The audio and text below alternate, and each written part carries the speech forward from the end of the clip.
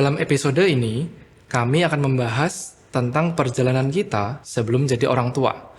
The journey to parenting.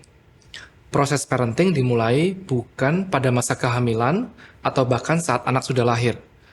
Juga nggak berakhir begitu saja saat anak sudah dewasa dan berkeluarga sendiri. Masa sebelum kita memiliki anak atau bahkan sebelum kita menikah sudah memproses kita, membentuk identitas kita menjadi orang tua dengan gaya parenting tertentu. Hal inilah yang menjadi alasan sesi ini ada. Materi ini terbagi menjadi 4 bagian yang merupakan framework dasar yang bisa terus digunakan selama kita belajar mengenai parenting. Bagian pertama adalah why.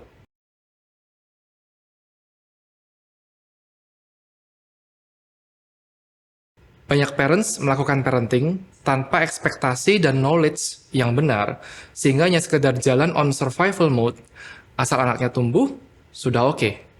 Bagian why ini bertujuan untuk pembekalan knowledge, mengatur ekspektasi, serta mempersiapkan season yang akan datang. Ada 3 statement yang jadi dasar. Yang pertama, parenting is a calling. Di Alkitab ditulis, yang seorang diberikannya 5 talenta, yang seorang lagi 2, dan yang seorang lain lagi 1. Masing-masing menurut kesanggupannya. Lalu ia berangkat, kata Yesus di Injil Matius. Dalam kitab Kejadian, Tuhan memberikan perintah kepada manusia untuk beranak cucu, bertambah banyak, memenuhi bumi. Artinya, calling untuk bertambah banyak ini diberikan ke semua orang. Dan seperti kata Yesus di Matius, menurut kesanggupannya. Bukan kekayaan, ketampanan, kecantikan, kedekatannya, tapi kesanggupannya. Sehingga kita bisa menyimpulkan, calling ini diberikan kepada kita, dan kita sanggup melakukannya. Tapi, punya calling bukan berarti langsung mengerti dan bisa menjalani. Suatu calling seringkali terpendam, nggak kelihatan, sampai suatu saat kita berhadapan dengan realita yang membuka mata kita. Banyak orang menjalankan peran parents sekedar jalan aja, atau on survival mode, tanpa sadar akan callingnya, sehingga nggak berfungsi sebagai parents yang sehat. Mengerti dan menjalani calling sebagai parents berarti kita bertanggung jawab untuk mengembangkan kapasitas dan mengerjakan bagian kita sebagai parents sesuai dengan kesanggupan kita masing-masing. Statement kedua, parenting is a privilege. Our child is the only God's gift that is based on His sovereignty. Di Mazmur ditulis, like an open book, you watch me grow from conception to birth. All the stages of my life were spread out before you. All the days of my life, all prepared before I had even lived one day.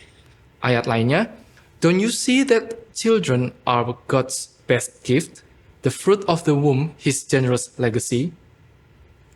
Kedaulatan Tuhan membuat kita nggak bisa milih anak seperti apa yang akan kita miliki. Setiap anak punya blueprint dan potensi ilahi yang belum terungkap, dan sebagai orang tua, kita punya privilege untuk membekali, menggali, dan membuka mata anak akan blueprint dan potensi tersebut. Privilege ini juga berarti Tuhan sudah menetapkan bahwa kita adalah partner Tuhan yang terbaik dalam perjalanan kehidupan calon anak yang sudah Tuhan siapkan untuk kita di masa depan. Statement ketiga, yang terakhir, parenting is a journey. Injil menulis, dan hatiku bergembira karena Allah Juru Selamatku, sebab Ia telah memperhatikan kerendahan hamba-Nya. Sesungguhnya mulai dari sekarang segala keturunan akan menyebut aku berbahagia, karena Yang Maha Kuasa telah melakukan perbuatan-perbuatan besar kepadaku dan namanya adalah kudus. Maria memulai perjalanan parentingnya dengan sebuah shock terapi. Seorang gadis perawan berumur kurang lebih 16 tahun, hamil bukan karena perbuatan manusia dan membuatnya hampir diputus tunangannya. Kita cuma bisa membayangkan kebingungan, ketakutan, anxiety, dan stigma sosial yang dialami Maria dan Yusuf saat itu. Tapi ada sesuatu yang klik dalam diri Maria sebagai seorang parent, yang membuat dia bersukacita terlepas dari keadaan yang jauh dari kenyamanan. Seringkali dalam perjalanan kita, meskipun kita sudah tahu dan mengerti tujuannya, why we are doing this, Kita bisa capek, jenuh, lemah, frustrasi, seperti Elia. The angel of God came back, shook him awake again and said, "Get up and eat some more. You've got a long journey ahead of you. Nothing can ever prepare you for your parenthood. It's a long journey ahead of you." Kita nggak akan pernah 100% siap dengan peran baru kita. Baik itu menikah, memulai usaha, pekerjaan baru, dan juga memiliki anak. Saat kita menjadi parents, ada sesuatu yang klik, unlock dalam diri kita, seperti Maria. Tapi ingat, parenting adalah a long journey. Dalam kita mengelola sesuatu yang unlock tersebut, yang adalah kombinasi dari parental love, intuisi, kapasitas, kepekaan, pengetahuan, hikmat, dan lain sebagainya.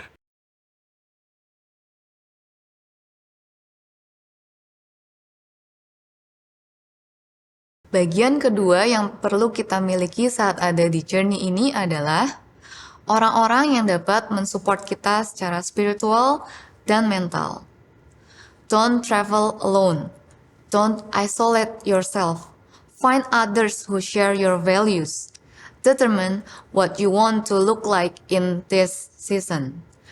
Bagian ini terbagi menjadi dua kategori. Yang pertama, komunitas. Kelilingi diri kita dengan pasangan-pasangan lain yang punya value yang sama secara spiritual, yang memiliki value yang benar dan bisa menjadi support system saat keadaan gak ideal. Secara mental, pasangan yang memiliki season yang mirip sehingga bisa berempati saat kita harus melalui hal yang sulit. Kedua, role models dan mentors. Andy Stanley mengatakan, find someone who is a little bit further ahead that has successfully navigated this season and ask them for their map. Tanyakanlah kepada mereka yang sudah pernah melewati season ini dengan baik. Gimana sih caranya bisa menghadapi dan akhirnya menikmati buah dari value yang benar yang sudah mereka tabur? Kita bisa melihatnya dari kehidupan pernikahan mereka dan juga relationship mereka dengan keluarganya. Friends and family give strength. Pengkhotbah 4, ayat 9, 10, dan 12. Two people are better than one. When two people work together, they get more work done. If one person falls, the other person can reach out to help. But those who are alone, when they fall, have no one to help them. An enemy might be able to defeat one person, but two people can stand back to back to defend each other, and three people are even stronger. They are like a rope that has three parts wrapped together. It is very hard to break.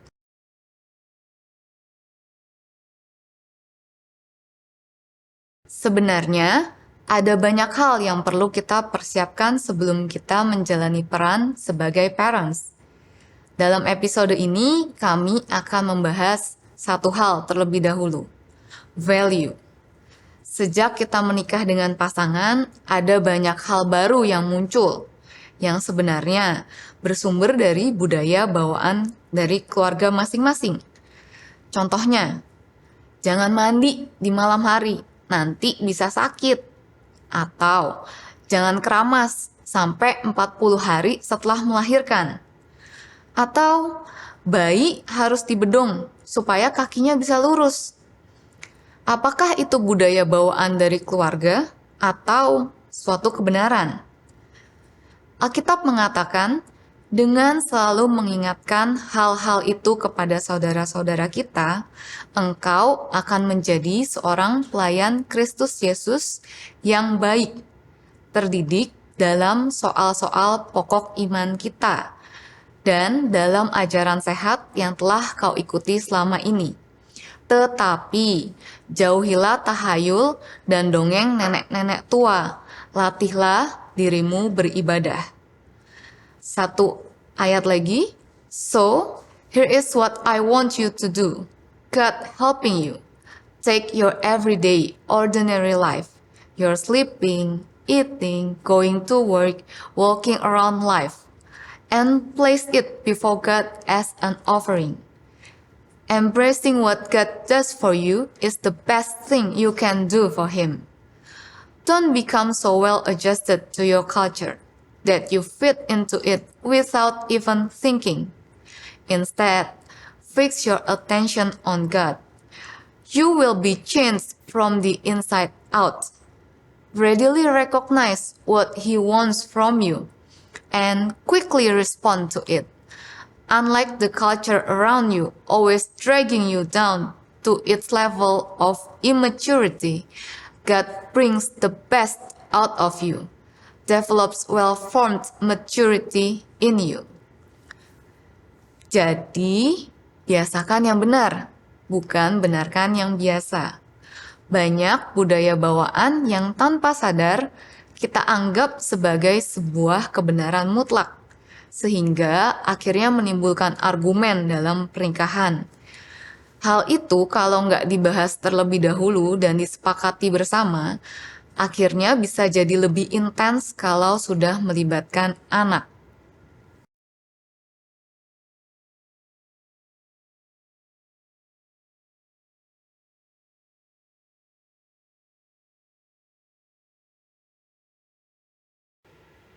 Bagian terakhir adalah how. Ada banyak cara dalam memulai perjalanan kita, perjalanan calling kita sebagai parents, meskipun kita belum punya anak. Kali ini kita akan belajar cara yang sederhana dan praktis. Ada beberapa tahap. Tahap yang pertama adalah discuss. Diskusikan dengan pasangan, atau jika belum ada, bisa dengan keluarga atau teman dekat. Bahas mengenai kebiasaan, tradisi, budaya yang dilakukan di keluarga saudara, terutama saat masih kecil, dan bandingkan, diskusikan dengan kebiasaan, tradisi, budaya, pasangan, atau teman saudara. Bisa tentang cara makan, pola didik, cara menghukum, aktivitas liburan, pengaturan keuangan, dan sebagainya. Biasanya, saat masuk ke dunia kerja, kita mulai terekspos dengan banyaknya perbedaan yang ada di sekitar kita. Jika kita nggak punya pengertian yang benar, kita bisa dengan mudah menganggap kebiasaan, tradisi, budaya, keluarga kita sebagai satu kebenaran mutlak yang seharusnya dilakukan semua orang. Inilah fungsi tahap diskusi, agar kita lebih terbuka dengan tradisi dan budaya keluarga lain, terutama pasangan kita dalam menjalankan peran sebagai parents. Tahap kedua, question. Question everything. Pertanyakan, kenapa keluarga kita punya kebiasaan, tradisi, budaya tersebut? Apa alasannya? Siapa yang memulai? Apakah budaya tersebut merupakan bagian dari a bigger thing, seperti suku, ras, lokasi, atau hal lain? Seringkali pertanyaan yang kita miliki nggak akan terjawab dengan cepat dan mudah. Nah, tujuan dari mempertanyakan hal-hal tersebut bukan untuk mendapat jawaban, tapi untuk membuka pikiran dan memberikan kesempatan kepada kita untuk punya perspektif yang berbeda, sehingga kita bisa masuk ke tahap berikutnya. Redefine. Redefinisikan yang kita pertanyakan. Daripada membanding-bandingkan, memilih dua tradisi berbeda dari keluarga kita dan pasangan kita, lebih baik bangun tradisi yang baru. Cari tahu apa arti dari kebiasaan, tradisi, budaya yang ada. Cari tahu asal mulanya, gali dari sisi Alkitab, dari sisi ilmu pengetahuan. Apa gunanya? Apa konsekuensinya? Apakah merugikan atau menguntungkan in the long term? Membangun budaya baru dalam pernikahan bukan hal mudah, tapi akan jauh lebih sulit saat anak sudah hadir. Meredefinisikan segala sesuatu membutuhkan energi dan fokus yang besar. Awalnya bisa terasa berat dan sia-sia, nggak kelihatan dari luar, seperti membangun fondasi. Tapi jika sudah terbangun, apapun yang kita tambahkan di atasnya, termasuk parenting, relationship dengan anak, kesehatan, pendidikan, finansial, semuanya nggak akan mudah goyah, karena fondasinya sudah kuat. Nah, 3 tahap tersebut bermain di pemikiran kita. Setelah kita selesai dengan 3 tahap pemikiran tersebut, kita bisa masuk ke tahap action, yaitu start with small practical things. Mulai dengan hal yang sederhana. Misal, dari pola makan yang baik, mengurangi konsumsi gula, olahraga ringan, membuat perencanaan keuangan, atau hal simpel praktis yang lain. Mulai dulu aja. Dan tahap terakhir adalah do it consistently. Hindari semangat menggebu di awal, tapi loyo belakangan. Kadang kita bisa gagal. Dust it off, mulai lagi. Jangan lihat kegagalan sebagai beban yang harus dibayar. Yang dikejar adalah compounding effect in the long term. Action yang diulang dengan konsisten akan menjadi habit. Habit yang dilakukan bersama-sama akan menjadi culture. Dan dalam culture yang dibentuk inilah, value suatu keluarga akan kelihatan. Contoh sederhana, kenapa kita mandi? Karena habit mandi 2 kali sehari, atau karena kita butuh membersihkan diri? Jika kita mandi karena kita mau bersih, kita bisa dengan mudah mandi lebih dari 2 kali dalam sehari. Contoh lebih kompleks, merawat gigi. Gosok gigi 2 kali sehari, flossing, cek ke dokter gigi, rutin 1-2 kali setahun. Apakah itu ribet, boros, atau butuh? Dari mana persepsi bahwa ke dokter gigi itu boros? Atau harus rutin? Contoh yang lebih kompleks lagi. Keluarga besar saudara mungkin mayoritas dokter. Siapa bilang anak saudara nggak bisa jadi programmer, musisi, animator, mekanik, pengacara, arsitek? Kenapa harus dokter? Kenapa harus mirip dengan lingkungan kita? Saya percaya ada beberapa momen dalam hidup kita saat kita bergumul dengan begitu banyak pertanyaan yang demikian. Dan itulah dasar untuk menjadi parents yang sehat. Saya akan menutup sesi ini dengan sebuah gambar. Nah, mungkin hanya beberapa dari kita yang bisa relate dengan gambar ini. Tapi at least kita bisa ingat atau kenal beberapa teman yang terjebak dengan siklus ini. Yang jadi pertanyaan adalah, di fase manakah kita mulai punya bekal dasar untuk menjadi orang tua yang baik? Mulai kapan kita memulai the journey to parenting? Ada begitu banyak hal yang nggak bisa dijelaskan dengan singkat. Kita harus terus berdiskusi dengan pasangan, dengan mereka yang kita percaya dalam perjalanan kita.